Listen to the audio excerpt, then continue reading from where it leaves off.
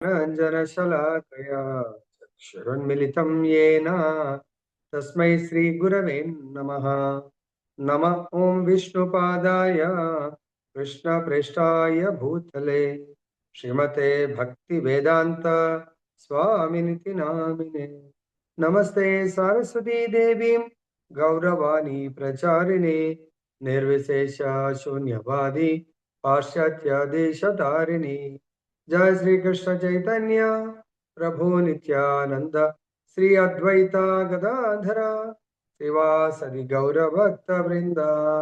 हरे कृष्णा कृष्ण कृष्ण हरे हरे, हरे राम राम राम हरे हरे। जय बोलो ग्रंथराज श्रीमद् भगवद गीता की जय। श्री श्री राधा रमन लाल की जय। जगन्नाथ बलदेव सुभद्रा महारानी की जय। गौर निताय भगवान की जय। जगत गुरु श्री ప్రభుపాద की जय।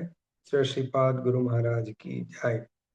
ఈ రోజు మనము త్రిగుణాల బంధనం నుండి ముక్తిని పొందే మార్గం అని తెలుసుకుందాం. అసలు త్రిగుణాలు అంటే ఏంటి? త్రిగుణాలు అంటే సత్వగుణము, రజోగుణము, తమోగుణము. ఈ మూడు గుణాల ద్వారా ఈ భౌతిక ప్రకృతి సృష్టించడం జరిగింది. ఎవరు సృష్టించారు? శ్రీకృష్ణ భగవానుడు ఆయన యొక్క దివ్య శక్తి ద్వారా మాత్రమే సృష్టించడం జరిగింది. తర్వాత సృష్టించిన తర్వాత భగవంతుడు దీని నుంచి సర్వ స్వతంత్రుడు. దీనితో ఎటువంటి సంబంధం ఉండదు. దీంతో ప్రభావితుడు కాడు. భగవంతుడి ఈ ప్రకృతి త్రిగుణాలు అన్ని కూడా భగవంతుడి అధీనంలో ఉంటాయి. దాన్నే భగవంతుడి యొక్క శక్తి, దైవీ శక్తి అంట.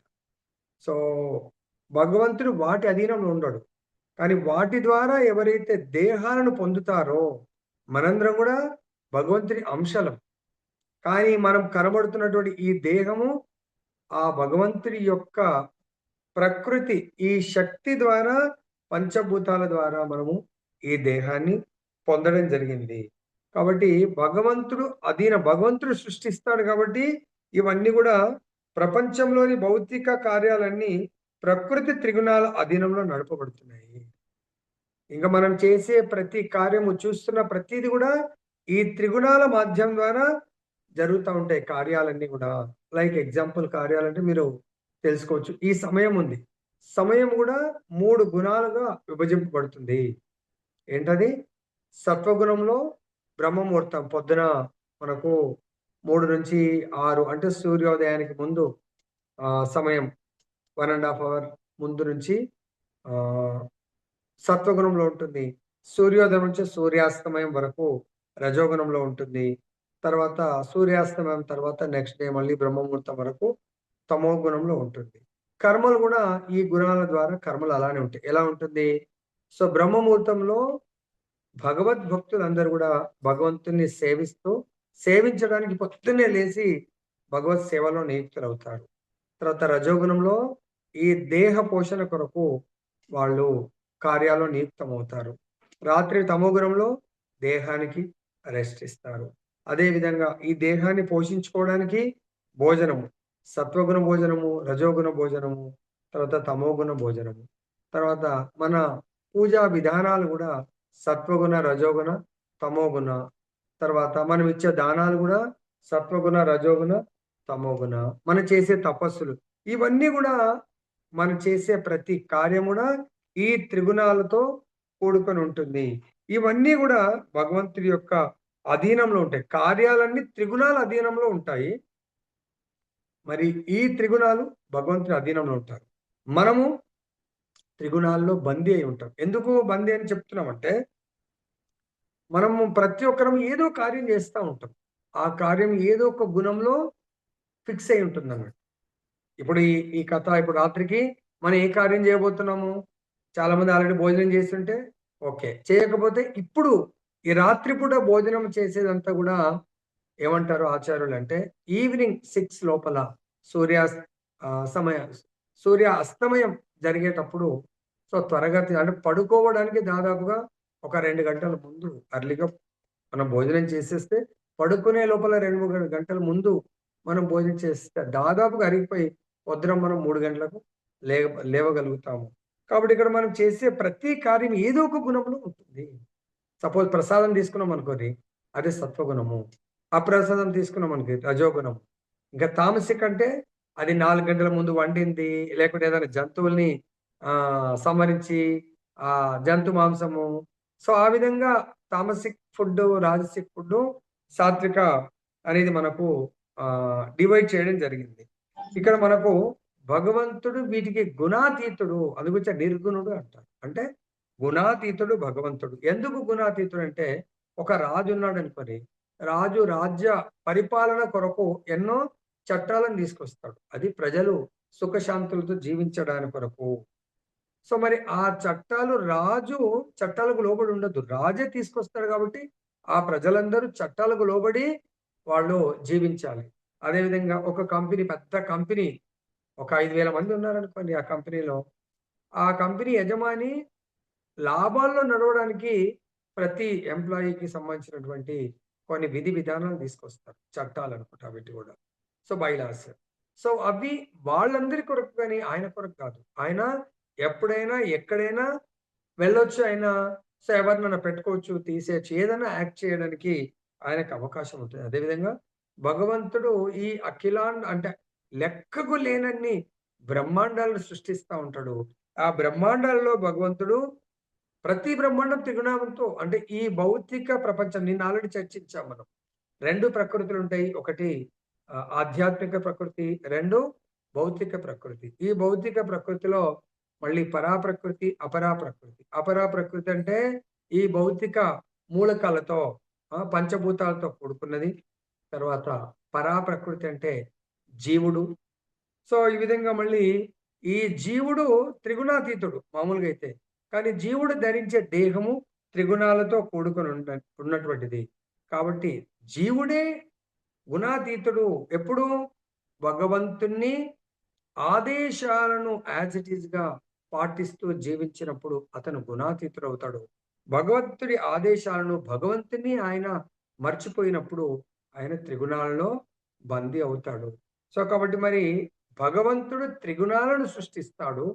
భగవంతుడు జీవులకు ఈ పాంచభౌతిక దేహాలను, ఈ భౌతిక ప్రకృతిని సృష్టించేవాడు.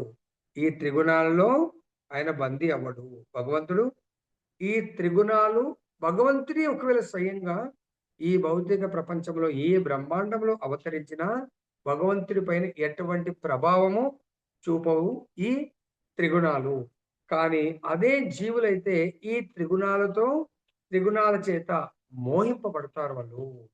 సో, ఈ త్రిగుణాల చేత భగవంతుడు తప్ప ప్రతి ఒక్కరు కూడా మోహితులవుతారు. దానికి బ్రహ్మాది దేవతలు ఎవ్వరైనా కూడా మోహితులు కావాల్సిందే.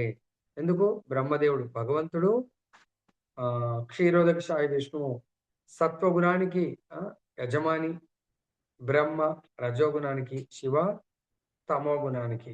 కానీ ఈవెన్ దేవతలందరూ కూడా భగవంతుడి యొక్క ఈ త్రిగుణాల వల్ల మోహితులవ్వడం ఖచ్చితం అని చెప్పి చూపిస్తారు. ఎలా అంటే పొద్దున్నే మనం చర్చించాము. బ్రహ్మ యొక్క మేధస్సు నుండి, బ్రహ్మ యొక్క వాక్కు నుండి సరస్వతి మాత ఉద్భవిస్తుంది. ఎప్పుడైతే సరస్వతి మాత వీణ తీసుకొని ఈ భూమండలంలో అవతరిస్తుందో అప్పుడు బ్రహ్మ ఆమె అందానికి మోహితుడైపోతాడు. అదేవిధంగా శివుడు, భగవంతుడు మోహిని రూపాన్ని ధరించినప్పుడు శివుడు కూడా ఆ మోహిని యొక్క అందానికి, ఆ అపురూపానికి మోహితుడవుతాడు.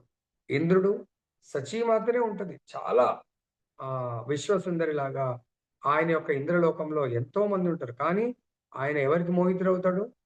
అహల్య యొక్క అందానికి మోహితుడైపోతాడు. ఈ విధంగా ఇక్కడ అంటే ఒట్టి అందానికే కాదు, బ్రహ్మదేవుడు భగవంతుడు ద్వాపరయుగ లీల చేస్తున్నప్పుడు చిన్న గోపాలుడిలాగా ఉండి అందరు గోపబాలులతో ఆయన గోవులను కాస్తూ ఉన్నప్పుడు చూస్తాడు. అరే! ఈయన భగవంతుడని విన్నాను. ఎంతో మంది గొప్ప గొప్ప రాక్షసులను సంహరించాడని విన్నాను. కానీ ఇక్కడ చూస్తుంటే ఏం కనబడుతుంది? గోపబాలులు తెచ్చుకున్నటువంటి టిఫిన్స్ అందరూ షేర్ చేసుకొని తింటా ఉన్నారు. వాళ్ళది వీళ్ళది. భగవంతుడిని ఏం చూసాడాయన? కేవలం ఐశ్వర్య రసాన్నే చూస్తాడు. మాధుర్య రసం, సాఖ్య రసం తెలియదు. సో, ఐశ్వర్య రసంలో భగవంతుడు గొప్ప యజమానిలాగా ఉంటాడు.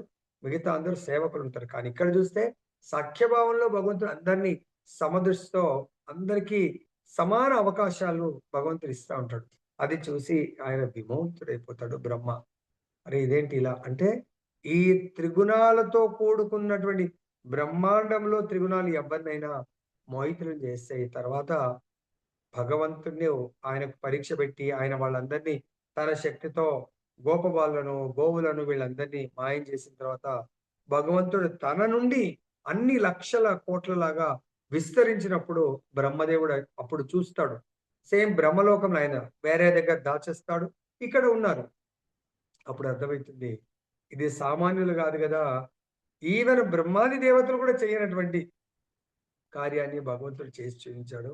అప్పుడు భగవంతుడి దగ్గర వెళ్ళి, ఈశ్వర పరమ కృష్ణ సచ్చిదానంద విగ్రహ అనాదిరాదిర్ గోవింద సర్వకారణ కారణం.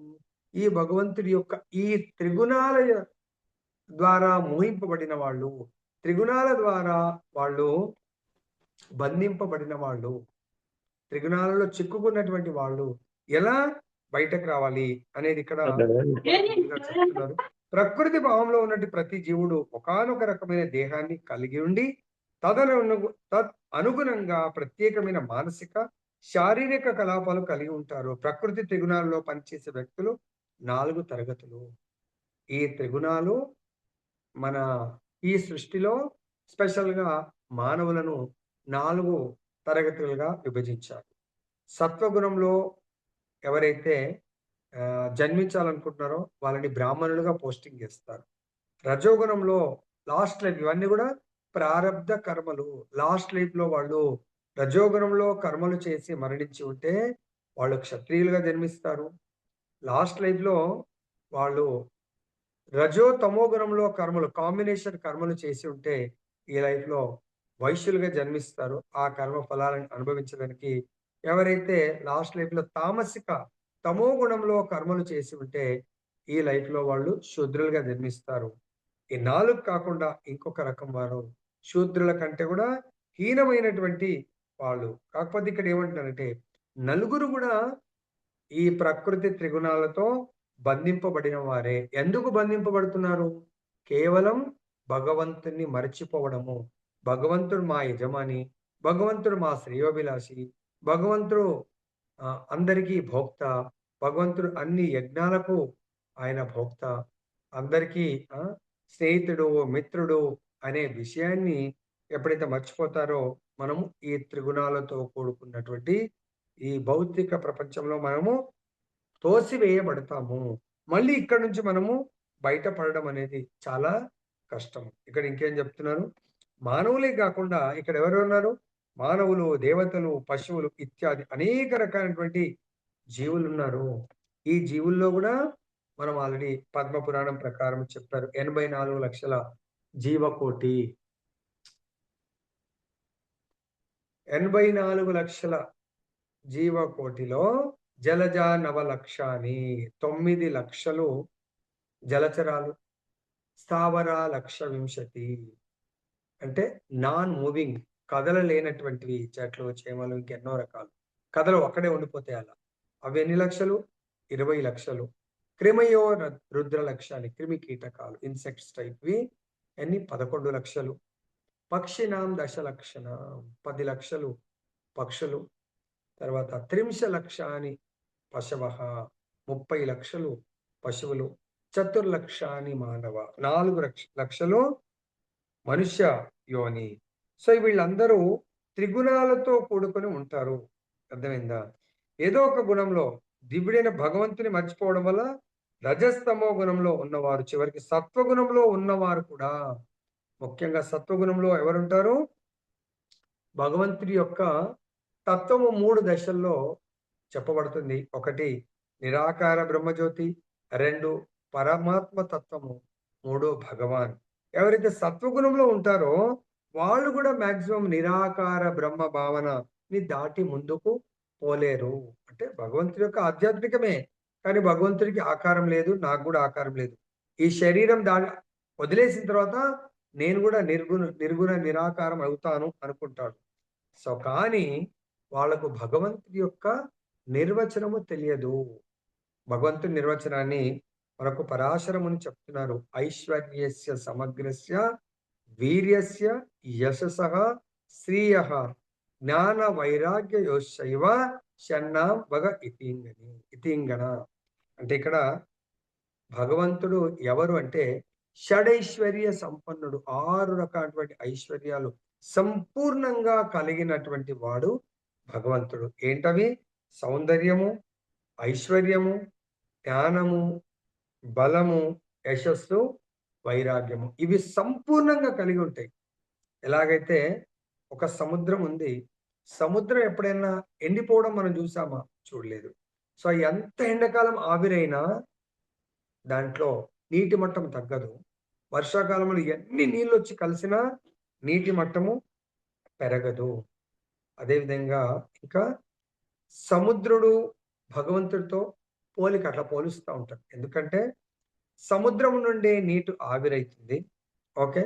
తర్వాత సముద్రంలో నీళ్లు కలుస్తూ ఉంటాయి. అంటే వర్షము పడడానికి సముద్రం ద్వారా నీరు ఆవిరై మేఘాలుగా మారితే ఇక్కడ భగవంతుడి నుంచి త్రిగుణాలు వెలువడుతున్నాయి.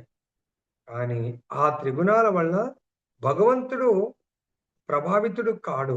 ఎలాగైతే సముద్రం నుంచి నీరు వెళ్ళినా ఆ నీరు తిరిగి కలిసినప్పుడు కూడా సముద్రం ఎటువంటి ప్రభావానికి గురి కాదు. ఆవిరైనప్పుడు సముద్రం పైన ప్రభావం పడదు. నీరొచ్చి కలుస్తున్నా సముద్రం పైన ప్రభావము కాదు, ప్రభావం చూపదు. కృష్ణ భక్తి భావన ఈ ప్రకృతి త్రిగుణాలకు అతీతమైంది. భగవంతుడు త్రిగుణాతీతుడు. భగవంతుడి యొక్క భక్తి త్రిగుణాతీతము. భగవంతుడి యొక్క శుద్ధ భక్తుడు త్రిగుణాతీతుడు. మరి ఈ విధంగా మనము భగవంతుడి యొక్క దైవీ మాయ త్రిగుణాలతో కూడుకున్నటువంటి, అంటే త్రిగుణాలు ఎక్కడున్నాయి? భౌతిక ప్రకృతిలో ఉన్నాయి. భౌతిక ప్రకృతి అంటే ఏంటి? మనం ఎక్కడైతే జీవిస్తున్నామో ఇదే భౌతిక ప్రకృతి. సో మనం కనబడుతుంది ఈ ఇల్లంతా కూడా భౌతిక ప్రకృతి. మన శరీరం కూడా భౌతిక ప్రకృతి. దేంతో కూడుకుని ఉంటుంది? భౌతిక ప్రకృతి. ముఖ్యంగా గాలి, నీరు, తర్వాత భూమి, ఆకాశము, అగ్ని, తర్వాత మనస్సు, బుద్ధి, అహంకారం. ఈ 8 విషయాలతో ముఖ్యంగా ఈ భౌతిక ప్రకృతి కూడుకుని ఉంటుంది. దాంట్లో మనం చూస్తున్నటువంటి దేహాలు 2, ఈ భౌతిక ప్రకృతి 2 శరీరాలను ఇస్తుంది మనకు. ఏంటది? స్థూల శరీరము, సూక్ష్మ శరీరము. సూక్ష్మ శరీరం వచ్చి బుద్ధి, మనస్సు, అహంకారము. స్థూల శరీరం వచ్చి ఇందాక చెప్పినట్టుగా గాలి, నీరు, ఆకాశము, భూమి, అగ్ని, వీటితోని కూడుకుని ఉంటుంది. భగవంతుడు చెప్తున్నాడు 14వ శ్లోకంలో, ప్రకృతి త్రిగుణాలతో కూడినట్టి. ప్రకృతి త్రిగుణాలు ఏంటి? మన దేహము త్రిగుణాలతో కూడుకుని ఉంది. ఎలా అంటే ఇంకా ముందు ముందు మనం శ్రద్ధగా వింటే మనం మాట్లాడే మాట, మనం చేసే కార్యము, తర్వాత కర్త, మన దానము, తపస్సు, భోజనము, ప్రతిది కూడా త్రిగుణాలతో సంబంధం ఉంటుంది. కాబట్టి ఈ త్రిగుణాలతో సంబంధం ఉన్నటువంటి ఈ మాయాశక్తిని, ఈ త్రిగుణాలతో కూడుకున్న ఈ శక్తినే దైవీ మాయ అంటారు. ఈ దైవీ మాయ, నా యొక్క దైవీ మాయను దాట శక్యము కాంది. కానీ అసాధ్యం అనేది కాదు. ఎవరు దాటగలుగుతారు? నాకెవరైతే శరణాగతి పొందుతారో వాళ్ళు దీన్ని సులభంగా దాటగలుగుతారు. ఏ విధంగా దాటగలుగుతారు? భగవంతుడి అనేకమైనటువంటి శక్తులున్నాయి. దాంట్లో ఈ దైవీ మాయ అంటే బహిరంగ శక్తి, భగవంతుడి యొక్క ఆంతరంగిక శక్తి ఉంటుంది. అంటే భగవంతుని నిత్యము దగ్గరగా సేవించేటువంటి శక్తి. ఈ దైవీ మాయ అంటే భగవంతుడి ఆదేశాలను పాటిస్తూ ఎవరైతే త్రిగుణాలలో సుఖాలను, త్రిగుణాలతో కూడుకున్నటువంటి ఈ భౌతిక ప్రపంచాన్ని భోగించాలి, భౌతిక ప్రపంచానికి యజమాని కావాలి అనుకుంటారో వాళ్లను ఈ త్రిగుణాలలో ఆటాడిపిస్తూ ఉంటుంది భగవంతుడి యొక్క దైవీ మాయ. ఈ దైవీ మాయ అంటే భగవంతుడి యొక్క భౌతిక ప్రకృతి. ఇందాకే మనం చెప్పాము, పరాప్రకృతి, అపరాప్రకృతి. అపరాప్రకృతి అంటే పంచభూతాలతో కూడుకున్నటువంటి జడ పదార్థము. దానితో ఎప్పుడైతే మనము సంబంధం పెట్టుకుంటామో, ఎట్లయితే వర్షం నీళ్లు చాలా ప్యూర్‌గా ఉంటాయి. స్వచ్ఛంగా ఉంటాయి. భూమిని ఎప్పుడైతే టచ్ చేస్తుందో అవి మురికిగా మారతాయి. అలాగే భగవంతుడి అంశ మమైవాంశో జీవలోకే జీవభూత సనాతన. భగవంతుడి అంశగా ఉన్నప్పుడు అది చాలా స్వచ్ఛంగా ఉంటుంది. భగవంతుడి నుంచి విడిపోయి మనశ్శేష్టానింద్రియాని ప్రకృతి స్థాని కర్షతి. భగవంతుడి నుంచి విడిపోయి ఎక్కడ కలుస్తుంది? ప్రకృతిలో ఎప్పుడైతే కలుస్తుందో అప్పుడు చాలా కష్టాలను మనశ్శేష్టానింద్రియాని ప్రకృతి స్థాని కర్షతి. ఈ త్రిగుణాలలో భోగించాలనుకుంటది. త్రిగుణాలతో కూడుకున్నటువంటి భౌతిక ప్రకృతిని, సుఖాలను అనుభవించాలని అనుకుంటుంటుంది. దానివల్ల కొన్నిసార్లు వాళ్ళు సత్వగుణ కర్మల్లో సత్వగుణ సుఖాలను అనుభవించాలనుకొని అక్కడ స ఆచార్యులు ఏం చెప్తారంటే సత్వగుణముతో బంధింపబడేవాన్ని బంగారు గొలుసులతో కట్టివేయబడ్డాడు అంటారు. రజోగుణం అంటే చాలా యాక్టివ్, ఫుల్లు దేహాన్ని చాలా కష్టపడి మంచి ధనాన్ని లేకుంటే మంచి పేరు ప్రతిష్ఠ సంపాదించి నేను భోగించాలనుకుంటాడు. అర్థమైందా? కానీ ఆయన భోగించలేడు. అది బంధిస్తుంది మనని. మనకు తెలియకుండా బంధిస్తుంది. తర్వాత ఇంకొకడు తామసిక్. తామసిక్ అంటే అలసత్వము. ఆ! అతను ఎవరి మాట వినడు. చాలా లేజీ. అర్థమైందా? నిద్ర అంటే ఇష్టము. అర్థమైందా? తక్కువ. ఎందుకంటే ఎవరితో మాట్లాడితే ఏముంది హాయిగా పడుకొని సో, ఎక్కువ తినాలా? ఎక్కువ పడుకోవాలా? ఇలా తామసిక్ గుణము. అర్థమైందా? ఇదేమంటారు దీన్ని? ఇనుప సంకెళ్ళు వాటితో బంధిస్తుంది అని జెప్పేసి మనకు బోధించడం జరుగుతా ఉంటుందన్నట్టు. కాబట్టి ఈ ప్రకృతి అపరాశక్తి అయినప్పటికీ దాని గుప్పిడి నుండి అతడు బయటపడడం చాలా కఠినం. ఎందుకంటే ప్రకృతి తుట్టతుదకు భగవంతుని సంకల్పంచే నడపబడేటటువంటిది. దానిని జీవుడు అతిక్రమించలేడు. సో, కాబట్టి భగవంతుని యొక్క ఈ మాయని మన సొంత శక్తితో మనము అతిక్రమించలేము. ఇది ఎందుకంటే భగవంతుడి యొక్క శక్తి అయినటువంటి లక్ష్మణుడు లక్ష్మణుడు గీసినటువంటి రేఖను రావణుడే అంత బలవంతుడే ఆ రేఖను దాటలేకపోతాడు. అదేవిధంగా మనం భగవంతుడు ఈ భౌతిక ప్రకృతి అనే ఈ దైవీ మాయను దాటడం అత్యంత కఠినము. దాన్ని చెప్తున్నారు వేదాలు. మాయాంతు ప్రకృతిం విద్వాన్ మయీనంతు మహేశ్వరం. మాయ అసత్యము లేదా తాత్కాలికమే అయినప్పటికీ మహా ఇంద్రజాలికుడైన భగవంతుడు మాయ నేపథ్యంగా ఉన్నాడు. అతడే మహేశ్వరుడు అంటే పరమ నియామకుడు. భగవంతుడే మొత్తం భౌతిక, ఆధ్యాత్మిక బ్రహ్మాండాలను కంట్రోల్ చేసేటువంటి వాడు. అని ఇక్కడ భగవంతుడు దీన్ని వివరిస్తున్నారు. ఎలా గుర్తించాలి భగవంతుడి యొక్క మాయను? సత్వగుణంలో చాలా సుఖాలనిస్తాడు. రజోగుణంలో చాలా పనిని కల్పిస్తాడు. తమోగుణంలో నా సుఖం భౌతిక సుఖం ఉండదు. ఆయన అనుకుంటాడు ఇన్‌యాక్టివ్ ఈ ఇంద్రియాలు లేజీగా అలా ఉంటే అదే నిజమైనటువంటి జీవితం అనుకుంటాడు తామసి. కాబట్టి ముగ్గురు 3 రకాలుగా బంధింపబడతారు. సత్వగుణంలో ఉన్నవాళ్ళు దేవతలను పూజించి ఇంకా ఉన్నత లోకాలను, ఉన్నత భోగాలను అనుభవించాలనుకుంటారు. ఇక త్రిగుణ గుణ అంటే తాడుతో పోలుస్తా ఉన్నారు. సో, ఎవరైతే బద్ధజీవుడు ఈ త్రిగుణాలచే మోహింపబడతాడో అటువంటి మోహమే మనను గట్టిగా త్రిగుణాల తాళచే మన కాళ్ళు, చేతులను బంధిస్తుంది. మరి మనందరము బంధింపబడ్డాం. మరి అందరం ఇలా చైర్‌కు, సోఫాకు బంధించారనుకోండి, నేను పక్క వాళ్ళని ఎలా విడిపించగలుగుతాను? ఎవరైతే బంధ విముక్తులైతారో వాళ్ళు మాత్రమే ఇతరులకు సహాయపడి వాళ్ళ బంధనాన్ని, కట్లను ఇప్పగలుగుతారు. మరి ఎవరు అది చేసేది? ఐదర్ భగవంతుడు సర్వస్వతంత్రుడు. భగవంతుడు త్రిగుణాలకు అతీతుడు. త్రిగుణాలనే తాళ్ళచే బంధింపబడలేడు.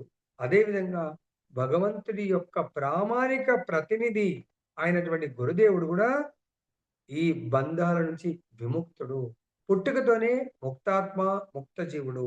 ఆయన భూమి మీదకి అవతరించాడే బంధాల నుంచి విడిపించడాని కొరకు. ఒకసారి చెప్తారు మన ప్రభుపాదుల వారు 2 ఆడ, మగ పిచ్చుకలుంటాయి పిట్టలు. అవి రోజు గుడ్లలోంచి చిన్న చిన్న పిల్లలొస్తాయి. వాటికి అరణ్యానికి వెళ్ళి కొంచెం అవి భోజనం చేసి వాటికి భోజనం తీసుకురావడానికి రోజు అట్లా అలవాటు. అప్పుడు ఒకరోజు ఏందంటే ఇవి రావడం లేట్ అవుతుంది. ఒక వేటగాడొచ్చి కింద వల పన్నుతాడు. వల పన్ని అక్కడ గింజలు వేస్తాడు. పాప చిన్న పిల్లలు ఆకలవుతుంది. అవి ఎక్కువ ఎగరలేవు. పైనుంచి కిందకి చూస్తే అమ్మా! ఆహారం దొరికిందని జెప్పేసి చిన్న పిల్లలు గదా అవి. వాటికి వేటగాడి గురించి తెలీదు. వల గురించి తెలీదు. వెళ్ళి భోజనం అవి కేవలం గింజల్ని మాత్రం చూసాయి. ఆకలికి భోజనం చూసింది తప్ప, అది మా పాలిట మృత్యువుగా మారుతుందా అనేది చూడలేకపోయింది. వెళ్ళి అవి ఆ భోజనం జేయడానికి వెళ్ళి నెట్‌లో ఇరుక్కపోతాయి. భోజనం ఇంక పైకి ఎగురుదామంటే ఎగర రాట్లేదు. అప్పటికి అర్థమైంది ఆవిడకి. అరే! మేము చిక్కుబడిపోయాము. బంధనాల్లో చిక్కుకున్నాము. ఎగరలేక ఇంకా అరుస్తా ఉన్నాయి. అరుస్తా ఉన్నాయి. ఆ అరుపులకు ఆ తల్లి, తండ్రి ఎక్కడి నుంచో వచ్చారు. సో, వస్తూనే తల్లి ఆ అరుపులు "అమ్మా రక్షించు, అమ్మా రక్షించు" అని వినిపించగానే ఆ తల్లి ఇమ్మీడియేట్‌గా అయ్యో! నా బిడ్డలకు ఏదో ఆపదొచ్చిందని అప్పటికే తండ్రి పక్షి చెప్తున్నాడంట. భర్త పక్షి. "వద్దు వద్దు వెళ్ళకు. అవి చెట్టు మీద లేవు కింద ఉన్నాయంటే" అక్కడ వేటగాడు వల పన్ని బంధించాడు. మనం గూడా ఆ వలలో చిక్కుకుంటాము. వెళ్తే ద బెస్ట్ ఏంటంటే వెతుకుంటే మళ్ళీ అటువంటి పిల్లల్ని మళ్ళీ కనొచ్చు. కానీ అక్కడ బందీ అవుతే అవి ఏం లాభం లేదు గానీ, మనం చిక్కుకొని పోతామంటే, లేదు లేదు నా బిడ్డల్ని నేనెట్లైనా రక్షిస్తాను. అరే! నువ్వు వలలో నువ్వేమి ఎలకవా? ఎలకైతే వెళ్లి టక్ టక్ టక్ నెట్ కట్ చేస్తది. నువ్వు వెళ్ళావా లేదా ఆ వలలో చిక్కుకుంటావన్నా గూడా చెప్పినట్టు వినక వెళ్ళింది. ఆ బిడ్డలు అమ్మా అనంగానే వెళ్ళి అందులో నెట్‌లో వాలిందో లేదో అది ఇరుక్కపోయింది. ఇంక ఎగరలేకపోతుంది. ఇంక ఈయన బుద్ధిమంతుడు. భర్త, తండ్రి. ఇంక నేను రాలేను చెప్పినా నువ్వు వినలేవు. అవి కూడా చెప్తే వినలేదు గదా! ఆయన అక్కడి నుంచి యూ టర్న్ చేసుకొని మళ్ళీ బ్యాక్ వెళ్ళిపోతాడు. సో, కాబట్టి ఇక్కడ ఈ త్రిగుణాల అనే బలలో మనము చిక్కకూడదు. మరి అక్కడ బల ఉన్నదని ఎలా తెలుసుకోగలుగుతాం మనము? ప్రామాణికమైనటువంటి ఆధ్యాత్మిక ఆచారుడు, సాధు శాస్త్ర ఈ విధంగా భగవద్గీత, భాగవతం ద్వారా భౌతిక ప్రపంచంలో ప్రతి దగ్గర బలబంది ఉంటారు. మనం ఎప్పుడైనా చెరువుల్లో చూడండి. ఈ చేపలు పట్టేవాళ్ళు పాపం కొంత కొంత ఏరియాలో అక్కడొక వల ఉంటది. ఇక్కడొక వల ఉంటది. అక్కడొక వల ఉంటది. అన్ని వలలేసి పెట్టేస్తారు. 2, 3 గంటల తర్వాత మెల్లగా వలలు తీస్తా ఉంటారు. అర్థమైందా? అలానే ఈ వేటగాళ్ళు అక్కడిక్కడ వలలు పన్నినట్టుగా సత్వగుణము మనకొక పేరు, ప్రతిష్ట ఇచ్చేటువంటి, మనకు ధనం ఇచ్చేటువంటి కార్యాలను అటువంటి ఫ్రెండ్స్‌ని పరిచయం చేస్తారు. అర్థమైందా? వాళ్ళు పయస్‌గా ఉంటారు. హ్మ్. కానీ మనకు భగవంతుడి నుంచి దూరం తీసుకెళ్తా ఉంటారు. రజోగుణం. సో, వాళ్ళు భగవంతుడంటే ఇక దేవతలు. వాళ్ళేమో సత్వగుణంలో ఉన్నవాళ్ళు దేవతలు. రజోగుణ గుణంలో ఉన్నవాళ్ళు పూజా దేవతలు కూడా ఎప్పుడు ప్రభుజీ వర్క్ ఈజ్ వర్షిప్ అంటా ఉంటాడు. రజోగుణంలో ఉన్నవాడు. అది వాడికి వర్క్ ఈజ్ వర్షిప్ అనేది వానికి అదొక వల. మానవ సేవయే మాధవ సేవ అంటే ఆ వలలో ఉంటాడు. ఆయనకు తెలీదు మాధవ సేవయనే మానవ సేవ. సపోజ్ మానవ సేవ చేస్తారు. కానీ ఈ జీవితం వదిలేసిన తర్వాత ఎక్కడుంటారు మరి? మళ్ళీ మానవుడిలాగా జన్మించాలనుకుంటే అది చేయాలా? లేదు నేను జీవించుండంగా మాధవుడి సేవ చేస్తూ మానవుని సేవ అరే ప్రభుజీ ఎలా తేడా ఉంటుంది ప్రభుజీ అంటే ఎగ్జాంపుల్ మనము చాలా మందికి అన్నదానం ఇష్టం. అన్నదానం చేయండి. ఏది? భగవంతుని యొక్క ప్రసాదాన్ని తీసుకెళ్ళి చేయండి. ఇప్పుడు మన టెంపుల్ వాళ్ళు నిజామాబాద్ ఈరోజు సరస్వతి మాత టెంపుల్ దగ్గర 1,00,000 మందికి లాస్ట్ 1 వీక్ నుంచి ప్రసాద వితరణ చేస్తా ఉన్నారు. అదేమైతుంది? భగవంతుడి యొక్క సేవ అవుతుంది. ఆ చేసిన వాళ్ళు, దాంట్లో కాంట్రిబ్యూట్ చేస్తున్న వాళ్ళందరికీ కూడా భగవంతుడి యొక్క కృపకు వాళ్ళు పాత్రులు కాగలుగుతారు. చాలా మందికి విద్యార్థులకు బుక్స్ ఇవ్వాలని ఉంటుంది. అంటే పుస్తక దానం, జ్ఞానం దానం. కానీ ఆచార్యులు ఏం చెప్తున్నారంటే, ఆ పుస్తకాలైతే ప్రభుత్వం కూడా ఇస్తుంది. మనం ఇయ్యాల్సిన అవసరం లేదు. ప్రభుత్వం భగవద్గీత ఇవ్వదు. మనం ఆ భగవద్గీత దానం చేయండి. ఆచార్యులు ఏం చెప్తారంటే, "సౌ కామ్ చోడ్‌కే स्नान करो, 1000 काम छोड़ के భోజన్ కరో, లాఖో కామ్ చోడ్ కే దాన్ కరో." ఎటువంటి దానం? గీతా దానం, భాగవత్ దానం, హరినామ్ దానం. అర్థమైందా? కరోడో కామ్ చోడ్ కే హరినామ కరో. భగవంతుడు కోటి పనుల్ని కూడా పక్కన పెట్టండి. భగవంతుడి యొక్క నామం చేయండి. ఎందుకు చేయాలండి? సపోజ్ మనము లోతట్టు ప్రాంతాల్లో ఉన్నామండి. ఫుల్లుగా వరదొచ్చింది. పైన డ్యామ్ గేట్లు ఎత్తేస్తున్నాం అన్నారు. అప్పుడు ఇమ్మీడియేట్‌గా ప్రభుత్వం అనౌన్స్ చేసింది. రాతోరాత్ రాత్రి 12 గంటలకు అనుకోకుండా ఫుల్ హెవీ రెయిన్ పడ్డది. ఖాళీ చేయాలన్నారు. ఏం చేస్తారండి? లేదండి రేపు నాకు చాలా నిద్రొస్తుంది. పడుకుంటాను. రేపు ఒకవేళ చూస్తా. పొద్దున లేచినప్పుడు అప్పుడు బయటకెళ్తా అంటే వేరేవాళ్ళు "అరేయ్! వీడు కొంచెం పిచ్చోడయిపోయిండన్నాయన." అనౌన్స్ నీళ్ళు ఆల్రెడీ వచ్చేసినాయి. ఇంకా ఊర్లో రోడ్ల మీద వస్తున్నాయి. ఇంకా రాలేదు. అందరూ పరిగెడతా ఉంటారు. వెహికల్స్ ఉన్నాయి. లేకుంటే ఎత్తు ఉన్నటువంటి కొండ మీదకి పరిగెడుతుంటే వీడు హాయిగా పడుకుంటే పొద్దున కల్లా వాడు ఎక్కడున్నాడో తెలీదండి. వాడి ఇల్లుతో సహా కొట్టుకొని వెళ్ళిపోతుంది. అలానే ఈ త్రిగుణాల్లో మనము బందీ కాకుండా ప్రామాణికమైనటువంటి ఆధ్యాత్మిక ఆచారాన్ని సమీపించాలా. మనము సంపూర్ణ శరణాగతి ఒక్కటే. దీన్నేమన్నాడు? మామేవా ఏ ప్రపద్యంతే మాయామేతాం తరంతితే. నా యొక్క ఈ మాయను మామేవ అనే పద సముదాయం కూడా ప్రధానమైంది. మాం అంటే కేవలము శ్రీకృష్ణునికి లేదా విష్ణువు కానీ అనే గాని బ్రహ్మకు శివునికి గాని కాదు. బ్రహ్మ శివుడు ఎంతో ఉన్నతులు. దాదాపుగా విష్ణు స్థాయిలో ఉన్నవారే అయినప్పటికీ వారి వంటి రజోగుణ తమోగుణ అవతారాలకు అది అవతారం అండి, తప్పుగా భావించకండి. భగవంతుడి యొక్క రజోగుణ అవతారము బ్రహ్మ, తమోగుణ అవతారము శివుడు. అక్కడ శివుడిని ఏదో నెగెటివ్ కాదండి. భగవంతుడి యొక్క అవతారమే అటువంటి గుణాలతో కూడుకొని ఉంటుంది. సపోజ్ ఎవరన్నా ఉంటారండి. సో, పెద్ద హీరోనే. కానీ ఆ పిక్చర్‌లో ఆయనని సెకండ్ పొజిషన్‌కి ఇస్తాడు. వాళ్ళ అబ్బాయి ఉన్నాడు. సో, ఆయన చాలా మంచి యాక్ట్ చేస్తున్నాడు. ఆయనకు మెయిన్ రోల్ ఇవ్వచ్చు. ఈయనకు తండ్రి రోల్ లేకుంటే సెకండ్ హీరోలాగా ఇవ్వచ్చు. అంత మాత్రం ఈయన హీరోయిజం తగ్గుతదా? కాబట్టి ఇక్కడ బ్రహ్మకు పోస్టింగ్ రజోగుణము, శివుడి యొక్క పోస్టింగ్ తమోగుణము. వాళ్ళ అవతారాలకు బద్ధజీవుడిని మాయాబంధముని విడిపించడం అసాధ్యం. వీళ్ళిద్దరు కూడా భగవంతుని యొక్క ఈ దైవీ మాయ నుంచి విడిపించలేరు. ఇంకో రకం చెప్పాలంటే బ్రహ్మ, శివుడు కూడా మాయా ప్రభావంలోనే ఉంటారు. ఇందాక చెప్పాను ఆల్రెడీ. మాయా ప్రభావంలో ఎలా ఉంటారంటే బ్రహ్మ సరస్వతి మాతని పుట్టించినప్పుడు ఆయన మాయకు అంటే మోహానికి గురవుతాడు. శివుడు మోహిని రూపం చూసి మోహితుడవుతాడు. తర్వాత విష్ణువు మాయాపతి, మాయకు మోహితుడు కాడు భగవంతుడు. వేరే వాళ్ళను తన యొక్క దివ్యమైనటువంటి కర్మలచే మోహితుడు చేస్తాడు భగవంతుడు.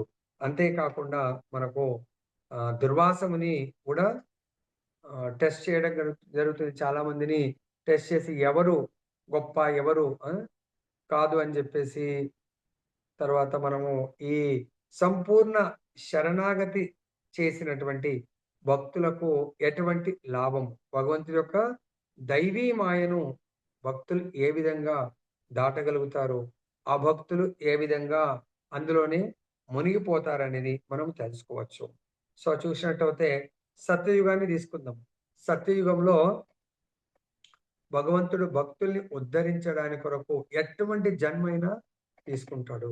సో మనం ఈ 84 లక్షల యోనుల్లో అందరికంటే మొట్టమొదటిది చేపలు, జలచరాలు. భగవంతుడు శాస్త్రాలను రక్షించడానికి కొరకు మత్స్యావతారాన్ని తీసుకోవడం జరిగింది. తర్వాత హిరణ్యాక్షుని సంహరించడానికి, భూమాతని ఉద్ధరించడానికి కొరకు చిన్న అంగుళి అంటే ఇంత ఒక అంగుళం అంత సైజులో బ్రహ్మ నాసికా రంధ్రంలోంచి భగవంతుడు వరాహ రూపంలో బయటకొచ్చి పెద్దగా మారిపోయి ఎవరు భూమాత శరణాగతి పొందడం వల్ల భూమాతని రక్షించడానికి భగవంతుడు రావడం జరుగుతుంది. అదే విధంగా భగవంతుడి 4వ అవతారమైనటువంటి నరసింహస్వామి ప్రహ్లాదుడు భగవంతుడి యొక్క శరణాగతి పొందుతాడు. ఏ విధంగా భగవంతుడి నామరూప ప్రభు యొక్క శరణాగతి పొందుతాడు. కానీ హిరణ్యకశిపు ఎవరి శరణాగతి పొందుతాడు? బ్రహ్మ యొక్క శరణాగతి పొందుతాడు. బ్రహ్మ ఏమైనా ప్రొటెక్షన్ ఇచ్చాడా? ఇవ్వలేడు. బ్రహ్మ బలాన్ని ఇస్తాడు, భౌతికమైనటువంటి బలాన్ని. కానీ ఆ బలము భగవద్భక్తుడి ముందు నిర్వీర్యమైపోతుంది. భగవద్భక్తుని ఎంతో శిక్షించాలనుకుంటాడు. కానీ ప్రతి పనిష్మెంట్‌లో భగవంతుడు తన భక్తుణ్ణి, సంపూర్ణ శరణాగత భక్తుణ్ణి రక్షిస్తాడు. ఎన్ని రకాలుగా రక్షిస్తాడు? కొరడాలతో కొడుతుంటే అవి మెత్తగా మనం అప్పుడప్పుడు గేమ్స్ ఆడుతా ఉంటాం. స్పాంజ్ వీటితోని కొట్టాడు. అలా అనిపిస్తా ఉంటుంది. పాముల్లో వేస్తే పాములెవరు? భగవంతుడి యొక్క జీవులే అవి. సో ఎప్పుడైతే భగవంతుడి నామాన్ని పాములు వింటాయో అవి ప్రహ్లాదుని ఆలింగనం చేసుకుంటా ఉంటాయి. ఎప్పుడైతే పర్వతాల మీదకెళ్ళి పడేయాలనుకుంటాడో సో ప్రహ్లాదుడు భగవంతుడు సంపూర్ణ శరణాగతి పొంది ఆయన పర్వతం నుంచి పడుతున్నాడా లేదా కూడా ఆయనకు ధ్యాస ఉండదు. భగవంతుడి యొక్క సంపూర్ణ సంకీర్తనలో ఆయన మునిగిపోతాడు. అప్పుడు భగవంతుడు టెన్షన్ పడతా ఉంటాడు. అయ్యో నా భక్తుడు కళ్ళు మూసుకొని నా సంకీర్తన చేస్తా ఉన్నాడు, ఎక్కడ పడతాడనేది కూడా చింత లేదు. భగవంతుడు వచ్చి రక్షిస్తాడు ప్రహ్లాదుని. అదే ఇలా కుదరదని చెప్పేసి మదపు టేనుగుని పంపిస్తే ఆయన ఏనుగా ఏంటో చూడట్లేదు ఆయన.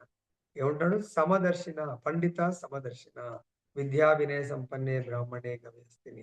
సో గొప్ప భక్తుడు బ్రాహ్మణులను, గోవుని, శునకాన్ని, ఏనుగుని, శునక మాంసం తినేవాడిని అందరి లోపల ఆత్మ పరమాత్మను దర్శిస్తా ఉంటాడు. ఆ విధంగా ఏనుగు పరిగెత్తుకుంటూ వస్తుంటుంది ఈ బాలుని తొక్కేసేయాలని. కానీ ఎప్పుడైతే నారాయణ మంత్రం ద్వారా ఆ ఏనుగును చూస్తూ ఏనుగు లోపల ఉన్నటువంటి ఆత్మ పరమాత్మ తన తన యొక్క సోదరుడిలాగా సేమ్ ఆత్మ స్వరూపుణ్ణి ఆ భగవంతుని చూసినప్పుడు ఇంకా అత్యంత ఆనందంలో కీర్తన చేస్తూ ఉంటాడు. అప్పుడు ఆ ఏనుగుని భగవంతుడే కంట్రోల్ చేసి, సో ఆయన నీ యొక్క నా భక్తుడు నీకు స్వామి లాంటి వాడు. ఎవరికి? ఏనుగు. అంటే ఉన్నత భక్తుడైన మహాజనకుడు ఆయనకొచ్చి ప్రణామం చేస్తుంది తప్ప ప్రహ్లాదుని ఏమీ చేయదు. అదే విధంగా శరణాగతి అంటే సంపూర్ణ శరణాగతి ఉండాలా? అంటే దీంట్లో ఆచార్యులు ఏం చెప్తారంటే సంపూర్ణ శరణాగతికి ఎగ్జాంపుల్ దాంట్లో మనం కించిత్ కూడా ఇంత కూడా మనము స్వార్థాన్ని కోరుకోకూడదు. సంపూర్ణ శరణాగతికి సో ఒక ఆచార్యుడు ఒక లీల చెప్తా ఉంటారు. ఏంటంటే ఆ లీల ఇది నిజంగా జరిగింది. ఒక మహాభక్తుడు ఉంటాడు. ఆయన 24 అవర్స్ భగవంతుడి భజనలోనే ఉంటాడు. సైలెంట్‌గా ఉంటాడు. భజన చేసుకుంటా ఉంటాడు. దినంలో ఒక గంట సేపు మాత్రం తన ఆశ్రమం బయటకొచ్చి భక్తులతో సత్సంగం చేస్తా ఉంటాడు. అది కూడా భగవంతుడి యొక్క కథామృతం వేరే భక్తుడు చెప్తుంటే శ్రవణ భక్తి చేస్తుంటాడు. వింటా ఉంటాడు. ఏమీ మాట్లాడడు. అది నిత్య నియమం. అక్కడ ఏమైనా ప్రసాదం తీసుకొస్తే అది ఆఫర్ చేస్తారు. వచ్చిన భక్తులందరికి ఇస్తారు. మహాభక్తుడైన చాలా దేదీప్యమైనటువంటి తేజస్సు గల భక్తుడు.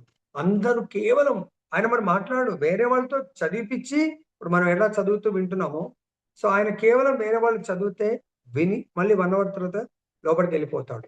అయితే ఒకరోజు ఏమైతుందంటే అక్కడ అంత గొప్ప భక్తుడు ఒక గృహస్థ ఫ్యామిలీ వస్తుంది. వాళ్ళు చిన్న బాలుడిని తీసుకొనొస్తారు. ఆ బాలుడు చాలా అల్లరి చేస్తుంటాడు. ఇక్కడ, అక్కడ, అక్కడక్కడ చాలా అల్లరి చేస్తా ఉంటాడు. అప్పుడు చూస్తాడు చాలా ఓపిక పడతాడు. లాస్ట్‌కంటాడు, "అరే!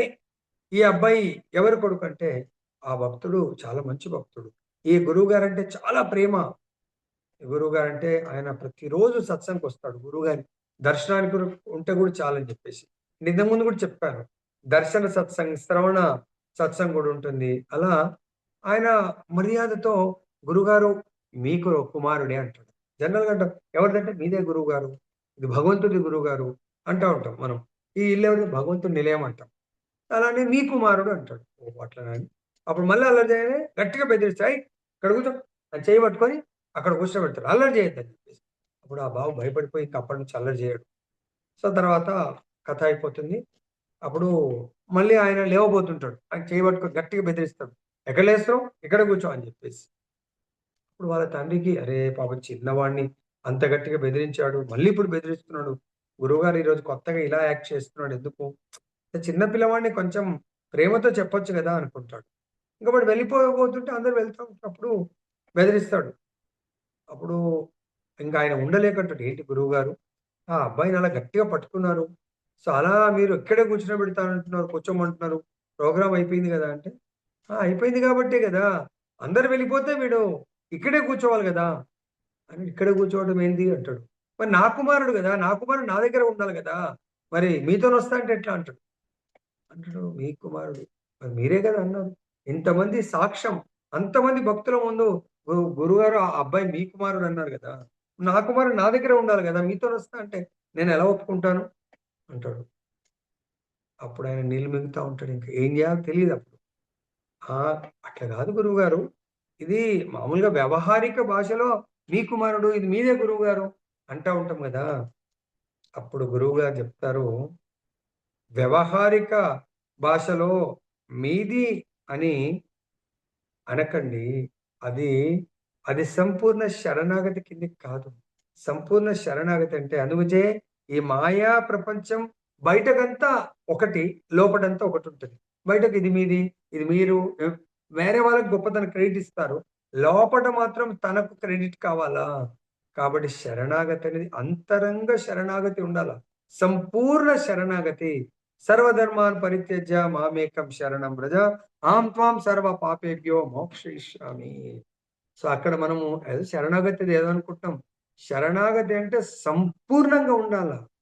కొంచెం ఉండి, ఎందుకంటే భగవంతుడు ఏ తామాం ప్రపద్యంతే తాం తథైవ భజామ్యహం. మీరు ఎంత శరణాగతి పొందితే అంత పర్సెంటే భగవంతుడు మనకు క్రెడిట్ ఇస్తాడు. కాబట్టి మీరు 100% శరణాగతి పొందితే 100% మనల్ని బంధ విముక్తులను చేస్తాడు. కాబట్టి ఆచార్యులు ఏం చెప్తారు? లోపటి నుంచి మీరు శరణాగతి పొందండి. లోపటి నుంచి ఇది సంపూర్ణంగా భగవంతుడే. అప్పుడు మనము బయట నుంచి విముక్తులం కాగలుగుతాము. లేదంటే ఎప్పటి వరకైతే లోపల మనము శరణాగతి లేదో బయట పెదవుల నుంచి మాట అంటామో లాభం ఉండదు. అది ఫలం మనకు ఫలితము ఉండదు. అదేవిధంగా సంపూర్ణ శరణాగతికి త్రేతాయుగంలో కూడా భగవంతుడు అద్భుతమైన లీలలు, పొద్దున కూడా లీలలు చూసాము. సో విభీషణుడు భగవంతుడి దగ్గరకు వస్తాడు, సంపూర్ణ శరణాగతి పొందుతాడు. భగవంతుడు ఏం చేశాడు? భగవంతుడు రావణుని సంహరించాడు. ఎందుకు రావణుడు శరణాగతి పొందాడు? రావణుడు భగవంతుడి యొక్క దైవీ మాయ, భగవంతుడి యొక్క అలదిని శక్తిని అనుభవించాలనుకుంటాడు, పతనమవుతాడు. విభీషణుడు సాక్షాత్ భగవంతుడికి శరణాగతి పొందుతాడు. విభీషణుడి జీవితం ధన్యమైపోతుంది. తర్వాత మనం చూసినట్టయితే సుగ్రీవుడు భగవత్ శరణాగతి పొందుతాడు. భగవంతుడు సుగ్రీవుడికి రాజ్యాన్ని ఇస్తాడు. ఫైనల్ గా భగవంతుడి యొక్క సాకేత్ ధామాన్ని ఇవ్వడం జరుగుతుంది. అదే వాలి భగవంతుడి శరణాగతి పొందడు, భగవంతుడి వల్ల మృత్యువు పాలవుతాడు. తర్వాత ద్వాపరయుగంలో పాండవులు సంపూర్ణ శరణాగతి పొందుతారు భగవంతుడికి. కౌరవులు భగవత్ శరణాగతి పొందరు. శరణాగతి పొందని వాడు పతనమవుతాడు. భగవంతుడికి సంపూర్ణ శరణాగతి పొందినవాడు జీవించి ఉండంగా విజయము, మరణించి ఉండంగా భగవద్ధామం. కుంతిమారని చిన్నప్పటి నుంచి భగవత్ సంపూర్ణ శరణాగత భక్తురాలు. కాబట్టి ఆమెకు భౌతికంగా ఎన్ని కష్టాలు వచ్చినా లాస్ట్కి మాత్రం ప్రతి కష్టంలో భగవంతుడు నేనున్నానని భగవంతుడు ఉండి ఆ కష్టాల నుంచి భగవంతుడు కడతేరుస్తూ ఉంటాడు. భగవంతుడి యొక్క ఆ శుద్ధ భక్తురానటువంటి ద్రౌపది నిండు సభలో చాలా ఏ స్త్రీకి రానటువంటి ఘోరమైనటువంటి కష్టం వస్తుంది. వివస్త్రను చేస్తూ ఉంటారు. ద్రౌపది ఎప్పుడు తన భర్తలకు శరణాగతి పొందడానికి చూస్తుంటుంది. అయ్యా నన్ను కాపాడినే. ధర్మరాజు తలదించుకుంటాడు. భీముడు కాకపోతే ఒక్క మాట అంటాడు, సో అన్నా నాకు పర్మిషన్ ఇప్పుడే వాడిని ఆ దుశ్శాసనుడిని మొత్తం ముక్కలు చేస్తారని. అదేవిధంగా దుర్యోధనుడు అంటాడు, ద్రౌపదిని వివస్త్ర వేసి నా తొడ మీద కూర్చునబెట్టంటే భీముడు ఇంకా ఆయనకు క్రోధం ఆగకుండా, అన్నాను నాకు పర్మిషన్ ఇస్తే వాడి తొడ మీద ద్రౌపది కాదు నా యొక్క ఈ గద కూర్చుంటుంది అని చెప్పేసి. సో అర్జునుడు మాట్లాడు, నకుల సహదేవులు మాట్లాడరు. ద్రోణుడు వాళ్ళని చూస్తుంటుంది, శరణాగతి వాళ్ళకు పొందుతుంది కానీ లాభం లేదు. భీష్ముడికి శరణాగతి పొందుతుంది, లాభం లేదు. అప్పుడు ద్రౌపదికి ఇంకా ఎక్కడ ఆలోచన రావట్లేదు, ఎవరిని శరణాగతి పొందాలి. మహామహులున్నారు వీళ్ళందరూ. అప్పుడు ద్రౌపది అక్కడ ఉన్నటువంటి మొత్తం సభలో గురుదేవులైనటువంటి కృపాచార్యుని చూస్తుంది. కృపాచార్యుడు అప్పుడు ఆయన కూడా మాట్లాడలేడు, బందీ అయి ఉంటాడు. కేవలం అట్లీస్ట్ కృప ఆచార్యుడు కాబట్టి, కృపకే ఆచార్యుడు కాబట్టి ఇలా సిగ్నల్ ఇస్తాడు. అందుగురించి హిందీలో ఒక కహావత్ ఉంది, అక్కల్ మనకు ఇషారా కాఫీ. తెలివిగల వాడికి ఇషారా చేస్తే చాలు. ద్రౌపదికి, అమ్మా ద్రౌపది ఈ సభలో నీకు సాయం చేసేవాళ్ళు ఎవ్వడు లేడు, కేవలం ఆ యొక్క ద్వారకాధీశ్ మాత్రమే నిన్ను కాపాడగలుగుతాడు అనగానే అప్పుడు ఇమ్మీడియట్ గా హే ద్వారకాధీశ్ నన్ను రక్షించు అని చెప్పేసి, ఇది శరణాగతి పొందేది, సంపూర్ణ శరణాగతి. అప్పుడు ఇమ్మీడియట్ గా భగవంతుడు ఏ విధంగా వస్తాడు? వస్త్రావతారం తీసుకొని ద్రౌపదిని రక్షించడం జరుగుతుంది. సో అదే విధంగా మనం సత్యయుగంలో చూస్తే గజేంద్రుడిని చూస్తాం. గజేంద్రుడు కొన్ని వేల సంవత్సరాలు ఆ మొసలితో ఫైట్ చేస్తాడు. అర్థమైందా? సో ఆ మొసలితో ఫైట్ చేస్తే ఎప్పుడైతే ఆ బయట తన ఫ్యామిలీ అందరు ఉన్నారు, ఎంతో మంది భార్యలు, ఎంతో మంది సంతానము, ఎంతో మంది మిత్రులు, కానీ నీళ్ళల్లో ఉన్నటువంటి ఒకే ఒక మొసలితో ఫైట్ చేయడానికి రాలేకపోతున్నారు వాడు. అప్పుడు అర్థమైంది, తన పూర్వజన్మ చేసినటువంటి భక్తి వల్ల భగవంతుడు గుర్తొచ్చి ఆ నీళ్ళల్లో ఉన్నటువంటి లోటస్ ఫ్లవర్ ని తీసి, వాటర్ తీసి, పత్రం పుష్పం ఫలం తోయం లాగా భగవంతుడికి సమర్పణ చేసి వేడుకుంటుంది, హే ప్రభు రక్షించండి అని. ఇమ్మీడియట్ గా భగవంతుడు పరిగెత్తుకుంటూ వస్తాడు. ఎవరిని? ఆ గజేంద్రుడిని రక్షించడానికి. కానీ ఎవరైతే గజేంద్రుని పాదాలకు ఆశ్రయం తీసుకున్నారో ఆ మొసలిని ఫస్ట్ విముక్తి, ఈ యొక్క త్రిగుణాల నుంచి విముక్తి చేస్తాడు భగవంతుడు. తర్వాత గజేంద్రుని కూడా రక్షించడం జరుగుతుంది. కాబట్టి ఇక్కడ మనం అర్థం చేసుకోవాల్సింది ఏంటంటే, సంపూర్ణ భగవత్ శరణాగతి ఎవరి ద్వారా చేయొచ్చు? కేవలం భగవంతుడి యొక్క శుద్ధ భక్తుల ద్వారా మనము భగవంతుని శరణాగతి పొందగలుగుతాము.